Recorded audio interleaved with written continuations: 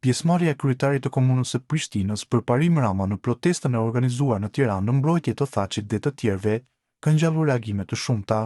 Për parim Rama në zgjedhjet lokale të 12 tetorit përfaqësoi LDK-n dhe në emër të saj i fitoi edhe votat për komunën e Prishtinës. Kjo ka bërë që reagimet ndaj tij për pjesëmarrje në protestë të jenë mjaft të ashpra. Kështu një reagim është bërë edhe nga faqja me 265.000 ndjekës në Facebook, Doktor Ibrahim Rugova, në mungon. Nga kjo faqe Ramës i janë shtuar disa pyetje lidhur me njohuritë e tij rreth vrasjeve të aktivistëve të LDK-s. Madje një nga pyetjet që është ngritur është nëse e di se nënkryetari i Prishtinës është vrarë pikërisht djali i një prej viktimave të vrara pas lufte me motive politike, siç është Shaban Manai. Postimi i plot. Pyetje për përparim Ramën. A e di përparim Rama se disa nga ata për të cilët protestoi sot po gjykohen për vrasjet e aktivistëve të LDK-s? A e di se zëvendësi i tij është djali i Shaban Manait, një prej tyre që u vra pas luftës? Si mund të dalësh për krah atyre që dyshohen për gjakun e njerëzve të tu? Liria ka emër, por edhe turpi ka emër. Këshilli i Sigurimit do të mblidhet nesër për takimin e dytë të rregullt këtë vit mbi situatën në Kosovë. Zëvendës përfaqësuesi special dhe zyrtari i përgjithshëm i misionit të administratës së përkohshme të OKB-s në Kosovë, UNMIK, Milbert Donjon Shin, pritet të informojë mbi raportin e fundit të sekretarit të përgjithshëm mbi UNMIK-un, i cili ju shpërnda anëtarëve të Këshillit më 10 tetor dhe mbulon zhvillimet nga 16 marsi deri më 15 shtator. Shin pritet të nxjerrë në pas zhvillimet kryesore politike dhe të sigurisë në Kosovë gjatë periudhës së mbuluar nga raporti i sekretarit të përgjithshëm.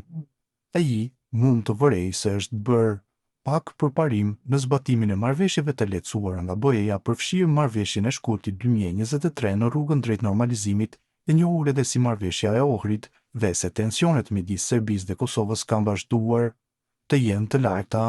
Më 9 qershor dhe 11 shtator, përfaqësuesi special i BE-s për dialogun Kosovë-Serbi, Peter Sorensen, lehtësoi 2 takime trepalçe në Bruksel me kryenegociatorët përkatës nga Kosova dhe Serbia, Besnik Bislimi dhe Petar Petković, mbi zbatimin e marrëveshjeve të mëparshme, përfshirë marrëveshjen e Ohrit dhe deklaratën e majit të vitit 2023. Për personat e zhdukur, asnjëri takim nuk rezultoi në një rezultat të deklaruar.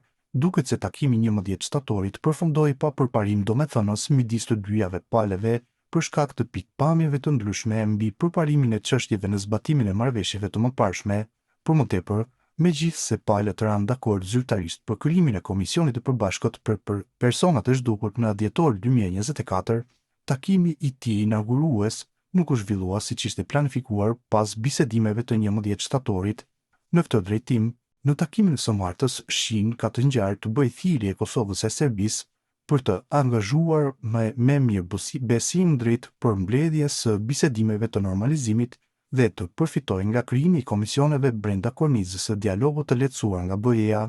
Disa anëtarë të Këshillit ka të ngjarë të nënvizojnë nevojën që palët të japin përparësi në deeskalim, të përmbahen në masat e njëanshme dhe të riorganizohen në dialogun e lehtësuar nga BE-ja që synon normalizimin e marrëdhënieve midis Kosovës e Serbisë. Në të njëjtën kohë, disa anëtarë kanë vënë në dukje në të kaluarën se situata në Kosovë ka ndryshuar ndjeshëm që nga themelimi i misionit në vitin 1999. Ata në mbledhjen e kaluar kanë bërë thirrje gjithashtu për një rishikim strategjik të misionit, ndërsa Rusia pritet të kundërshtojë çdo modifikim të mandatit, stafit ose buxhetit të UNMIK-ut.